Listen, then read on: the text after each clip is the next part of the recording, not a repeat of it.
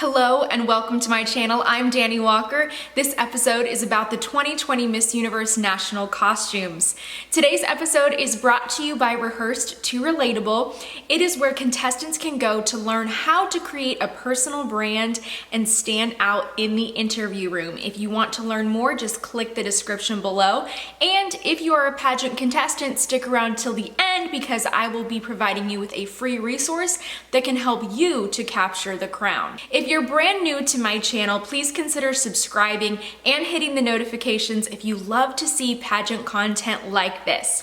So let's get into this year's national costume competition.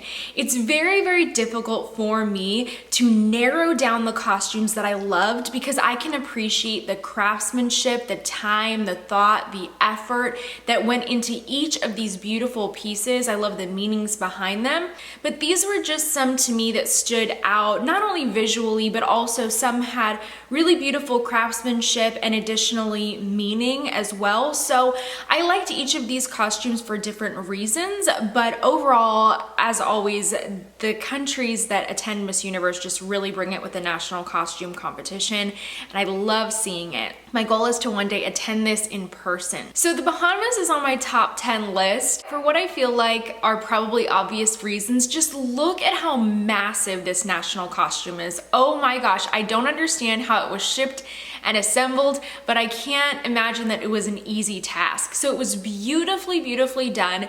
I also like that they took this opportunity to talk about tourism. They mentioned the pigs that swim on the beach in the Bahamas, and that is something that I want to do. I've been to the Bahamas and I almost went to go see the pigs, but then I was just so tired from a previous trip. I wanted to relax and enjoy their beautiful beaches. And it's just one of the most beautiful places I've ever been. I remember getting off the plane and just not being able to take my eyes off of the ocean as I drove to my hotel. So it's such a beautiful place. And if you ever get a chance to visit the Bahamas, I'm sure you will enjoy it.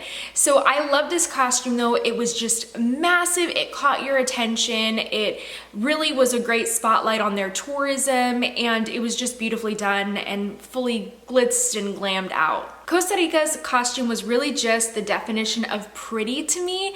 It was just so beautiful and feminine. It represents the orchid of Costa Rica, and I just thought it was so beautiful, and the way that she carried it on stage and how she moved with it, the beautiful purples. It's just something that I haven't really seen that much of. We don't see purple, honestly, that much on the pageant stage, but this was purple and white and it was so beautiful.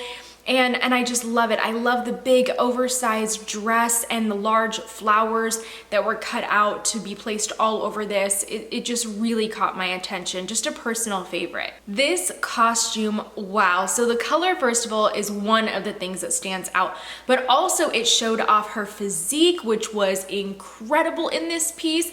I feel like we see a lot of cape type national costumes, but for me what made this one a little bit different or stand out more is that when she held it up, you could see the ruffles that lined the edges. That really for me added to the opulence of it. The contrast of the neon orange, and then it was a mixture of sort of purple toned sequins that framed behind her and framed her body, and it was just incredible to me. India's costume was very traditional, and I feel like when you go the very traditional, authentic route, sometimes the costumes don't stand out on stage because they are just smaller. They don't take up as much space on the stage, but this was just so beautifully done. That color of fuchsia or magenta that she was wearing was just stunning, and the gold details.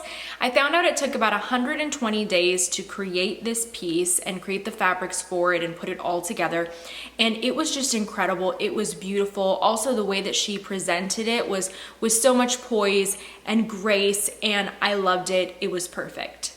Are you loving these national costumes? Yes, I hope so. Let me know who your favorite national costume was below in the comments. And while you're at it, give this episode a thumbs up.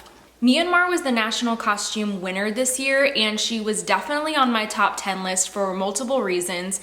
Her original national costume was actually lost in shipping, so that made me just feel for her, but she still got up on that stage and she presented a different traditional national costume with a lot of beadwork. It was very beautiful in itself. But what really I think put this over the top is the current state of Myanmar and what is going on in her country. And she held up a sign that said, "Pray for Myanmar." And it was just this really beautiful gesture, and I felt like it was almost significant because that's really one of the only ways that the people from Myanmar can have their voice heard is through their representatives internationally. It's a really, really bad situation going on over there right now. And she just reminded me of someone who is giving a distress call. Like, she can't say anything, but she's showing it. And she's putting that sign that essentially is like, "Help me, help us."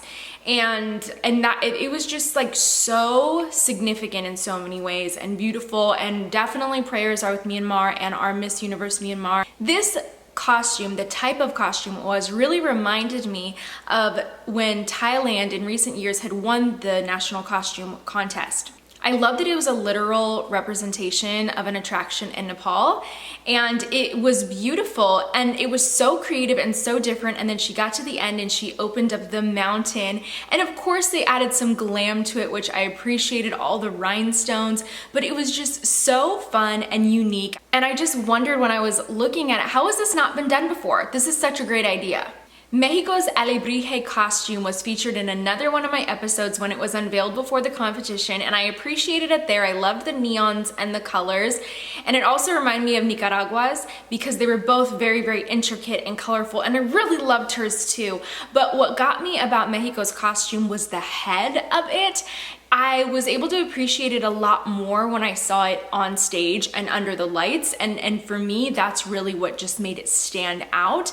And of course how she presented it, but it was beautiful and extremely intricate. Thailand's costume was incredible. It was this fighting fish, and it was so beautiful, and it was also red, white, and blue, which are the colors of the Thai flag. And the accessories, the details of this national costume were incredible. Her shoes, the rhinestones, the jewelry, all the different pieces were just, I don't know if there was anything else like that this year, but I really don't know, because I would have to see all of these costumes up close. But even at a distance, this costume was incredible. Peru's costume was very traditional, and it was a lot of what we see on the Miss Universe stage, like the glitz, the glams, kind of like that showgirl sort of national costume, but it was so stunning to me. It was inspired by their flag as well as a flamingo that's native to the country, and it was beautifully done. It was glamorous. She was sexy. The way that she carried it and held it, it did not look easy to hold on to her wing pieces, but they were beautiful, and I loved this costume. It was really just stand out for me. Indonesia's costume was incredibly unique, but what I loved about this Komodo dragon was that they took something monstrous and they made it beautiful. They found a way to make this couture, and I loved it. Also, they added some lights into the neck piece of it, and I just loved that the dress that it was made out of underneath was the couture aspect, and then all of the scales were more realistic, and they were handmade to complement this look and make it look like a real Komodo dragon. And it was incredible to me, very unique. Thank you so much for watching this episode. As promised, ladies, if you are preparing for a pageant, you should know the answer to all of these common interview questions. So I'm linking my top 20 interview questions below in the description. So check those ones out if you're getting ready to compete. Thank you all so much for watching this episode. I appreciate you for joining me. I want to hear your comments and your suggestions for new episodes and which queens you just loved this year at the competition. Let me know in the comment section. Thank you for coming to this episode, and I hope to see you at lots more. Don't forget to subscribe and hit the notifications.